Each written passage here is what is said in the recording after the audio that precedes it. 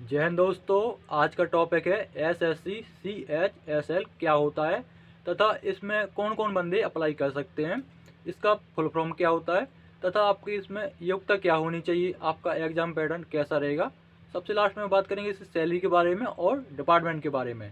Department भी इसके बहुत अच्छे अच्छे डिपार्टमेंट हैं, जैसे कि CBI, IB, NSA। CBI बोलो सेंट्रल ब्यूरो इन्वेस्टिगेशन, IB यानी intelligence bureau, NIA national investigation agency. इतने अच्छे तगड़े तगड़े इसमें डिपार्टमेंट है, तो सारी जानकारी आपको इसी वीडियो में मिलने वाली है। तो वीडियो को बिल्कुल भी स्किप ना करें, आपको एक एक स्टेप के साथ मैं समझाने वाला हूँ। तो चलिए दोस्तों वीडियो स्टार्ट करते हैं। सबसे पहले हम जानेंगे कि SSC CHSL होता क्या है। तो इसका CHSL का फुल फॉर्म होता है C से आपका कंबाइंड, S से आपका हायर, S से आपका सेकेंडरी, L से level, combined higher secondary level. यह एग्ज़ाम होता है। यह एग्ज़ाम 12वीं पास स्टूडेंट के लिए होता है। ऑल इंडिया का बंदा, ऑल इंडिया का स्टूडेंट कहीं से भी इसको अप्लाई कर सकता है। ये हो गई CHSL के बारे में जानकारी। अब बात करें इसके अप्लाई करने के लिए आपको एप्लीकेशन फ़ीस कितना देना पड़ेगा। तो जर्नल OBC EWS कैंडिडेट को 100 रुपये देने पड़ेंगे एंड SC और ST एंड फीमेल कैंडिडेट को 1 भी रुपये नहीं देना है। अब बात करें इसकी आयु सीमा के बारे में, आपकी एज लिमिट कितना होना चाहिए तथा इसमें छूट कितनी मिलेगी आपको। तो आपकी जो मिनिमम एज होना चाहिए वो होना चाहिए 18 साल, और जो मैक्सिमम एज होना चाहिए वो होना चाहिए 27 साल। मतलब 18 से 27 साल आपकी उम्र होना चाहिए। तथा इसमें छूट भी दी जाती है, जैसे कि अगर आप OBC कैंडिडेट हो, अगर आप OBC कैंडिडेट हो अदर बैकवर्ड क्लास, तो आपको मिलेगी 3 साल की छूट। अगर आप SC ST कैंडिडेट हो तो आपको मिल जाएगी इसमें 5 साल की छूट। ये हो गई छूट के बारे में जानकारी। अब बात करें इसकी योग्यता के बारे में, आपकी एजुकेशन क्वालिफिकेशन क्या होनी चाहिए। तो इसमें सिंपल 12वीं पास होनी चाहिए। आप किसी भी स्ट्रीम से हो, किसी भी सब्जेक्ट से हो, आर्ट साइंस कॉमर्स किसी भी सब्जेक्ट से हो, आपका इससे कोई लेना देना नहीं है। सिंपल आप 12वीं पास होने चाहिए। अब बात करें पद पर कि कौन से पद पर यह भर्ती निकलती है, आपको कार्य क्या करना पड़ेगा। तो इसमें आपके 3-4 पद पर भर्ती निकलती है। पहला है आपका DEO, जिसे हम डाटा एंट्री ऑपरेटर कहते हैं। दूसरा है आपका LDC, जिसे हम लोअर डिवीजन क्लर्क बोलते हैं। और तीसरा है आपका जिसे हम जूनियर सेक्रेटरीट असिस्टेंट बोलते हैं। तो आपका ये 3 पद पर भर्ती निकलती है SSC CHSL में। तो ये हो गई पद के बारे में जानकारी। अब समझते हैं पेपर। पेपर बड़े ध्यान से समझिएगा, क्योंकि पेपर से ही आपका सिलेक्शन होने वाला है। तो पेपर आपका 2 स्टेज में होगा, Tier 1 और Tier 2। Tier 1 में आपका 4 सब्जेक्ट से क्वेश्चन पूछे जाएंगे, बड़े ध्यान से समझिएगा। पहला है आपका मैथ से आपके पूछे जाएंगे 25 क्वेश्चन। एक क्वेश्चन 2 नंबर का रहेगा, फिर से सुन लीजिए, एक क्वेश्चन 2 नंबर का रहेगा। पहला है आपका मैथ का आपके पूछे जाएंगे 25 क्वेश्चन। मैथ के आपके 25 क्वेश्चन पूछे जाएंगे, रीजनिंग के आपके 25 क्वेश्चन पूछे जाएंगे, इंग्लिश के आपके 25 क्वेश्चन, और GS के भी आपके 25 क्वेश्चन। एक क्वेश्चन 2 नंबर का रहेगा, तो क्वेश्चन हो गए 100 और नंबर हो गए 200। तो ये 200 मार्क्स का Tier 1 का पेपर होगा। और इसमें टाइम जो आपको मिलने वाला है वो 60 मिनट यानी 1 घंटे का आपको टाइम मिलेगा। और इसमें माइनस मार्किंग भी है। माइनस मार्किंग आपकी 0.50 की है, यानी अगर आप कोई 2 क्वेश्चन गलत कर देते हो तो आपका 1 नंबर काट लिया जाएगा। ठीक है। आपका Tier 1 होने के पश्चात फिर होगा आपका Tier 2। Tier 2 में भी आपके 2 सेशन है। पहले सेशन में आपका मैथ प्लस रीजनिंग का, मैथ के आपके 30 क्वेश्चन, रीजनिंग के भी 30 क्वेश्चन। ठीक है। टोटल हो गए आपके 60 क्वेश्चन।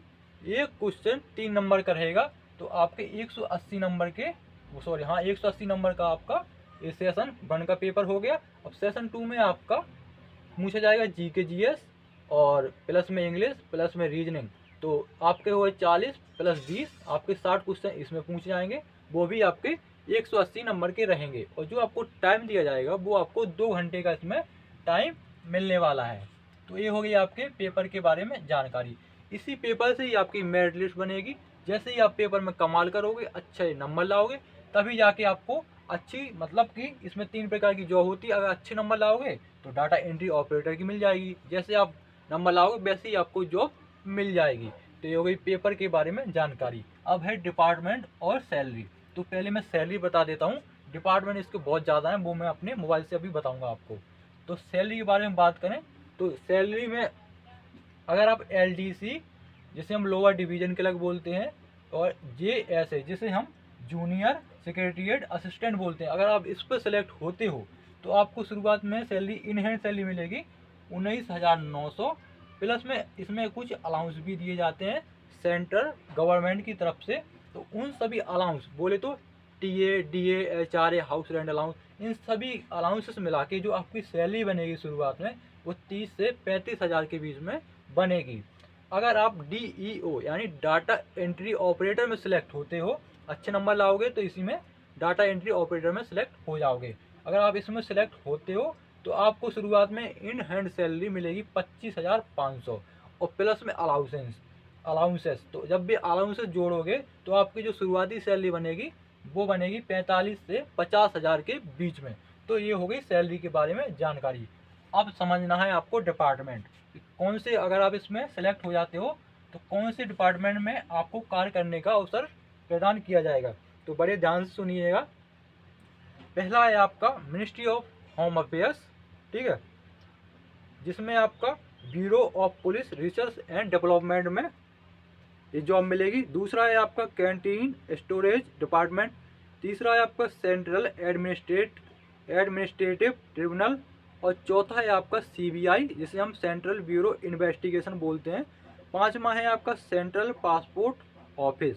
छठवां है आपका कंट्रोलर जनरल ऑफ अकाउंट। सातवां है आपका controller general of defence account. आठवां है आपका कस्टम एक्सरसाइज सर्विस टैक्स यानी वही इनकम टैक्स वाली जॉब। और 10वां है आपका agriculture department of agriculture cooperation and farmer welfare. 11वां है आपका डिपार्टमेंट ऑफ कॉमर्स। और 12वां आपका NSA नेशनल सिक्योरिटी, ठीक है, असिस्टेंट।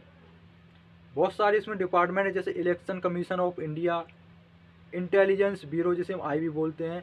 एक डिपार्टमेंट और है जहां IAS की ट्रेनिंग कराई जाती है, उस डिपार्टमेंट का नाम है Lal Bahadur Shastri national academy of administration. यहाँ पर IAS की ट्रेनिंग कराई जाती है, कहाँ पर, मसूरी उत्तराखंड में, ठीक है। Ministry of civil aviation, ministry of communication, ministry of culture, ministry of external affairs, ministry of information and broadcasting, ministry of Jal Shakti, बहुत सारे डिपार्टमेंट हैं। Ministry of power, ministry of textiles, ठीक है, NIC, NIA national investigation agency, ठीक है। और भी है जैसे register general of India, cabinet secretary, NCB central bureau narcotics, central Hindi directorate, बहुत सारे डिपार्टमेंट हैं। कम से कम आपके इसमें 40 से 50 के बीच में आपके डिपार्टमेंट है। आशा करता हूँ आपको डिपार्टमेंट भी समझ में आए होंगे। अगर कुछ छूट गया हो तो आप कमेंट बॉक्स में कमेंट जरूर करें, वहाँ रिप्लाई जरूर मिलेगा। तो मिलते हैं दोस्तों किसी नई वीडियो के साथ, नए टॉपिक के साथ। तब तक के लिए जय हिंद जय भारत। ऐसे ही मज़ेदार मैं वीडियो लाता रहता हूँ, तो चैनल को सब्सक्राइब जरूर करें। मिलते किसी नेक्स्ट वीडियो में, तब तक के लिए जय हिंद जय भारत।